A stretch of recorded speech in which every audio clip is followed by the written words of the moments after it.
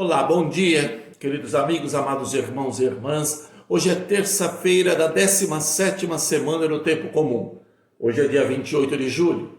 Peço licença para entrar na sua casa nesta manhã de terça-feira para lhes anunciar palavras sagradas. O Evangelho de nosso Senhor Jesus Cristo, escrito por São Mateus, capítulo 13, versículos de 36 a 43.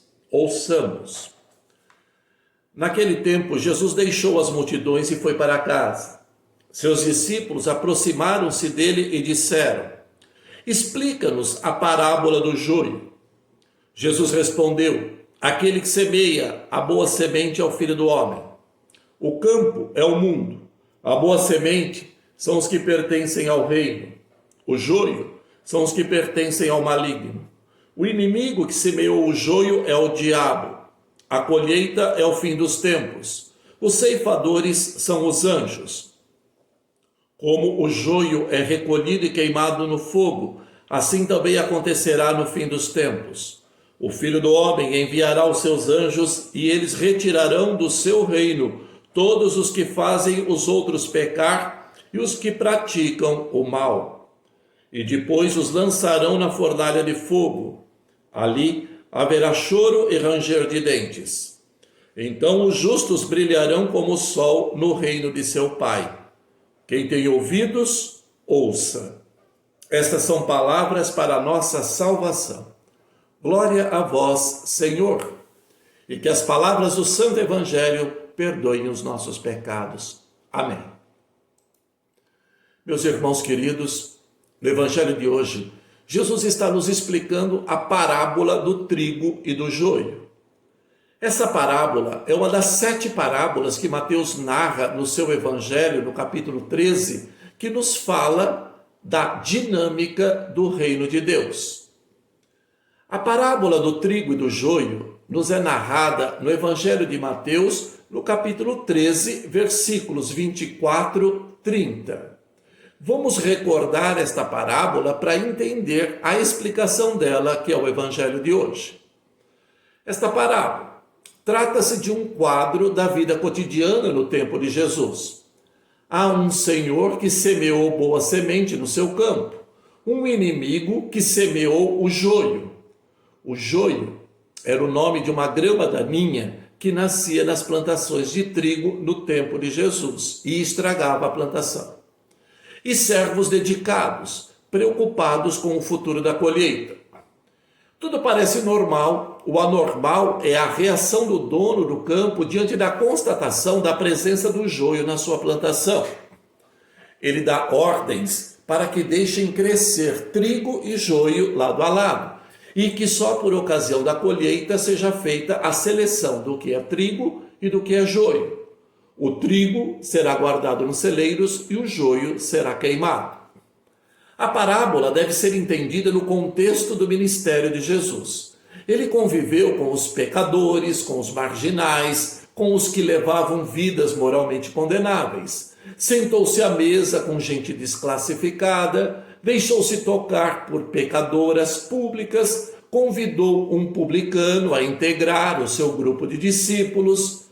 Com esse comportamento, entre aspas, escandaloso, ele quis dizer a todos de seu tempo que a religião oficial excluía e que Deus os amava e os convidava a fazer parte da sua família, a integrar a comunidade da salvação, a serem membros de pleno direito da comunidade do reino. Os fariseus consideravam inaceitável a atitude de Jesus. Para eles, quem não cumpria a lei tinha de ser excluído do povo santo de Deus e não tinha o direito de fazer parte do campo de Deus. A lógica dos fariseus não vai de encontro à lógica de Jesus Cristo. Nesta parábola, Jesus pretende nos dar uma lição sobre a lógica de Deus. Sugere que a lógica de Deus não é uma lógica de destruição, de segregação, de exclusão, mas é uma lógica de amor, de misericórdia, de tolerância. O Deus de Jesus Cristo é um Deus paciente e misericordioso, lento para a ira e rico de misericórdia, que dá sempre ao pecador todas as oportunidades para refazer a sua vida e para integrar plenamente a comunidade do reino. Ele tem um plano de salvação e de graça que oferece gratuitamente a todos os homens, os bons e os maus. Então, entendendo agora a lógica de Deus dentro da parábola do trigo e do joio, vamos agora entender o evangelho de hoje. O dono do campo da parábola é esse Deus paciente que dá ao homem todas as oportunidades. Ele não quer a morte do pecador, mas que ele se converta e viva. Os servos da parábola, com excesso de zelo, são aquelas pessoas rígidas e intolerantes, incapazes de olhar o mundo e o coração dos homens com a bondade, a serenidade e a paciência de Deus. O campo é o mundo e a história onde as coisas e as pessoas coexistem. O trigo são os sinais de esperança, de vida, de amor que tornam este mundo mais belo e feliz, ou seja, são a representação simbólica do bem. E o joio são os sinais de morte, responsáveis pelo sofrimento, pela opressão, pela escravidão, representação simbólica do mal. Na explicação da parábola, que é o evangelho de hoje, o trigo e o joio são duas realidades morais existentes no coração de cada homem e de cada mulher, capazes de opções de vida e capazes de opções de morte. Jesus nos garante: Deus tem paciência. Seus métodos não passam pelo castigo imediato, pela intolerância face às opções das pessoas, pela incompreensão dos nossos erros. O método de Deus é a paciência. Ele nos deixa crescer em liberdade, com nossos erros e acertos, integrando a comunidade dos filhos de Deus, somente no final, ou seja, no dia da colheita. Esse dia da colheita é uma imagem que nos profetas do Antigo Testamento se identifica ao dia do juízo final, que é o juízo de Deus. O juízo de Deus sobre os homens e o mundo. Será somente neste dia que os bons e os maus serão julgados. Os bons receberão a recompensa e os maus receberão o castigo eterno.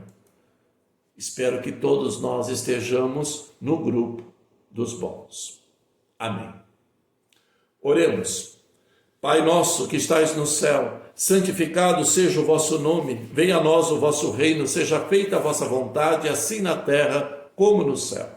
O pão nosso de cada dia nos dai hoje. Perdoai as nossas ofensas, assim como nós perdoamos a quem nos tem ofendido. E não nos deixeis cair em tentação, mas livrai-nos do mal. Amém. Ave Maria, cheia de graças, o Senhor é convosco. Bendita sois vós entre as mulheres, e bendito é o fruto do vosso ventre, Jesus. Santa Maria, Mãe de Deus, rogai por nós, os pecadores, agora e na hora de nossa morte. Amém.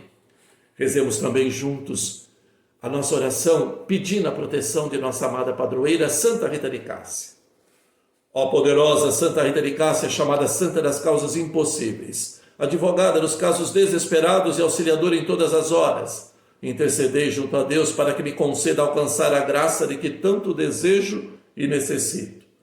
Concedei também a mim perseverança na oração e na caridade, que por sua intercessão e mérito eu possa amar os inimigos e enfrentar as tribulações desta vida com renovado espírito de oração e aceitação dos desígnios de Deus. Ó Santa Rita das Causas Impossíveis, intercedei por nós. Amém. O Senhor esteja convosco, Ele está no meio de nós. Por intercessão de Santa Rita de Cássia, livre-nos, ó Deus, Pai Todo-Poderoso, desta pandemia que assola o Brasil e toda a humanidade, e nos conceda saúde e paz, em nome do Pai, do Filho e do Espírito Santo. Amém. Um bom dia a todos. Deus os abençoe, meus queridos amigos, queridos irmãos.